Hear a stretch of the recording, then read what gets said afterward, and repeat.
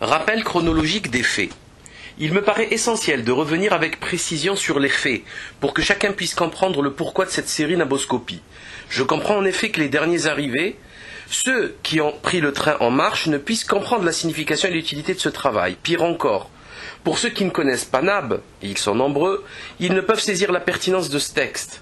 Revenir en arrière permettra de restituer les faits dans leur contexte et de mieux comprendre ce qui va suivre. Soyez patients, ça en vaut largement la peine, car cela nous offre par la même occasion l'opportunité de disséquer le paradigme moderne et mettre en exergue sa médiocrité. Je me suis toujours demandé pourquoi, avec tout ce que la France compte comme intello, écrivain, penseur et universitaire, il n'y avait quasiment personne. Personne pour dénoncer les mensonges universels des loges maçonniques, révéler la supercherie des contes de faits sionistes ou griller la propagande de guerre anti-islamique. Plusieurs raisons viennent expliquer un tel paradoxe. Certes, comme annoncé plus haut, une majorité des intellectuels français sont francs-maçons. Les universités sont infestées par cette engeance pestilentielle qui ne dénoncera jamais le mensonge qu'elle a elle-même sculpté de ses mains gantées. Par ailleurs, le pouvoir médiatique appartient quasi exclusivement à cette secte sionisée. Il est donc impossible de diffuser une information alternative allant à l'encontre de la doxa ambiante.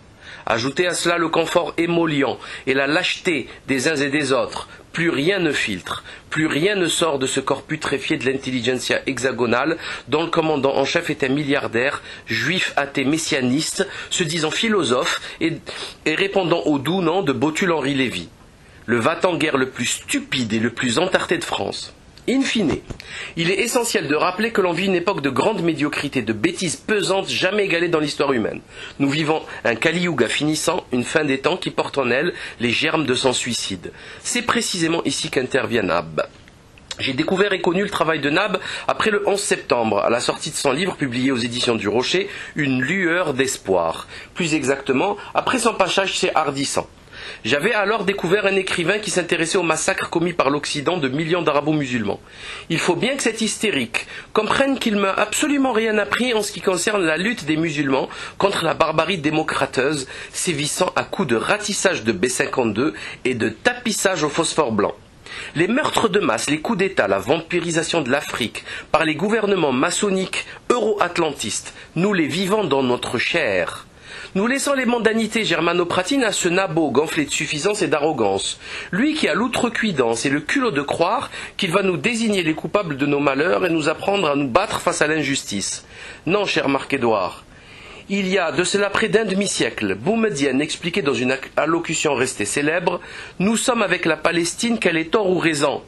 Ceci n'est pas discutable et encore moins négociable. Cette lutte est consubstantielle au corps de chaque maghrébin, chaque musulman né sur cette pauvre planète. A-t-on attendu un pitre gribouilleur sur Harakiri pour nous expliquer cela ? Néanmoins, il sortait du lot et représentait un atout de contre-propagande dans un environnement hostile. C'est pourquoi, après avoir lu quelques-uns de ses ouvrages, j'ai décidé d'aller à sa rencontre à Paris. J'arrive accompagné d'un ami fin septembre, début octobre 2004, place Saint-Sulpice, pour me rendre au siège des éditions du Rocher. Après réflexion, je trouve le moyen de le contacter en lui laissant un message. Il vient à notre rencontre et autour d'un café, je lui explique le pourquoi de ma présence. Je lui dis qu'il serait utile de monter un site internet afin de faire connaître ses écrits. Je lui explique que le futur est au web et qu'il n'a plus besoin des médias classiques pour communiquer.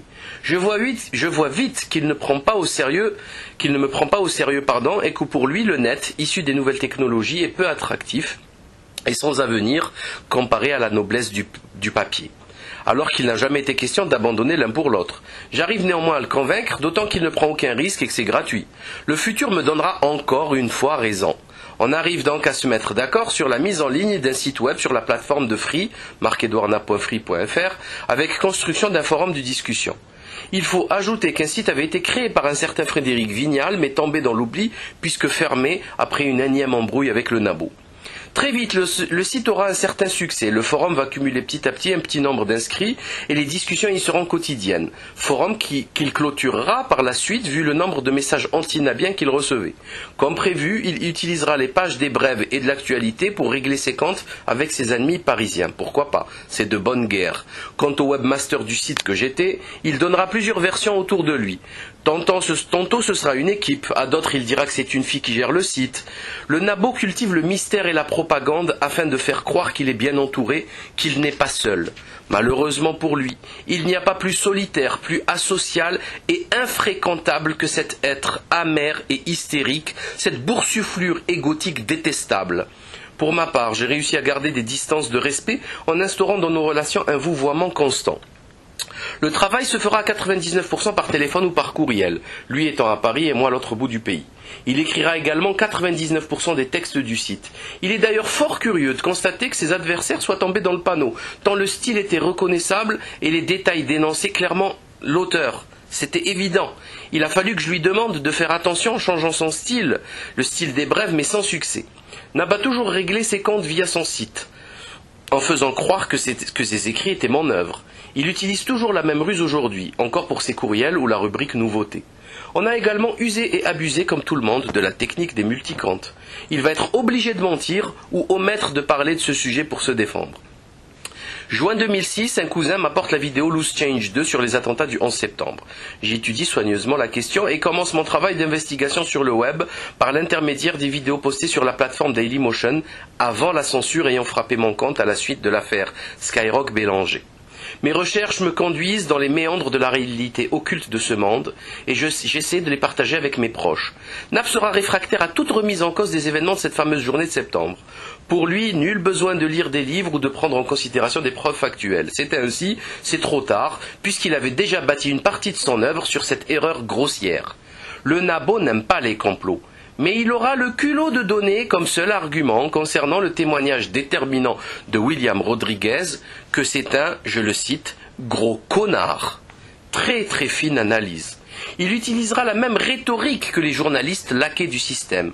Je le cite encore, la théorie du complot sur le 11 septembre, ce sont des élucubrations de gamins concoctés sur le net. Fin de citation. On croirait entendre Ariel Wiesman sur le plateau de Canal+. Faut-il rappeler que parmi les mino-élucubrateurs figurent Andreas von Bülow, ex-ministre allemand, Francesco Cossiga, ex-président italien, Leonid Ivashov, haut gradé militaire russe, Hugo Chavez et son héros Ahmadinejad et bien d'autres personnalités politiques importantes. Pour un anti-forissant, le Nabo est décidément un négationniste d'une rare violence. Les discussions étaient longues, passionnées, répétitives, mais il restait fermé. Rien ne pouvait lui faire entendre raison. 2 années passent, mes travaux commencent à rencontrer du succès, puisque les alertes que je donnais se réalisaient directement sous nos yeux, quelque temps après. Le scandale de la grippe H1N1, par exemple, ou la crise des subprimes annoncée par mes soins avant les élites médiatico-politiques, et qui arrive avec son cortège de suicides et de faillites, rien à faire. Le Nabo ne démord pas. Il n'y comprend rien à la crise. Lui, c'est plutôt et surtout la littérature. Les chiffres et la bourse sont un sujet obscur et glissant pour lui. D'ailleurs, pour parler de la crise économique, il utilisera le prisme du sexe en traitant de l'affaire DSK dans son dernier roman. Il est définitivement irrécupérable. Pour lui, seul compte sa vision artistique de tout événement. Il est dans le culte de l'art, l'art pour l'art, l'art en tant que finalité. La vérité dans tout ça, la vérité quoi ? On traitera de cette question essentielle de l'art dans un autre épisode. Essentiel. Ainsi arrive la publication de son roman L'homme qui arrêta d'écrire en janvier 2010. Il nous traitera sur 200 pages de tous les noms, sectes, lâches, traîtres, esclaves, malades mentaux, etc. La rupture est consommée. Je répondrai par une vidéo en 2 parties, Ma'aza wa law tarat, que vous pouvez consulter sur le net afin de constater ses erreurs et sa mauvaise foi. Il essaiera de me joindre, je ne répondrai plus à ses appels. Je peux accepter bien des choses dans la vie, mais qu'une femelle hystérique me traite de lâche est impardonnable.